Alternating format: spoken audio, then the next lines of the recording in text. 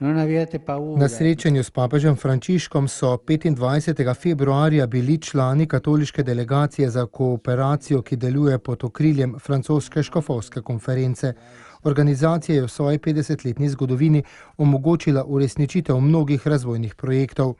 Njeni člani se s spodbujanjem pristnega sodelovanja med lokalnimi cerkvami in prebivalstvom zoperstavljajo revščini in si prizadevajo za pravičnejši in bolj bratski svet. Beseda solidarnost se je nekoliko obrabila in jo včasih razlagajo napačno, a označuje veliko več, kakor samo priložnost na velikodušna dejanja. Zahteva, da ustvarimo novo miselnost, ki razmišlja občestveno in daje prednost življenju vseh. Dobrin si ne smejo prilaščati samo nekateri, je papež navedel besede iz apostolske spodbude Veselje evangelija. In ravno v tej dinamiki deluje katoliška delegacija, ki sodeluje s cerkvami in z lokalnimi subjekti, s civilnimi oblastmi in z vsemi osebami dobre volje. Prav tako prispeva k pristnemu ekološkemu spreobrnenju, ki priznava dragoceno dostojanstvo vsake osebe, vrednost, ki ji je lastna, njeno kreativnost in zmožnost iskati in pospeševati skupno dobro.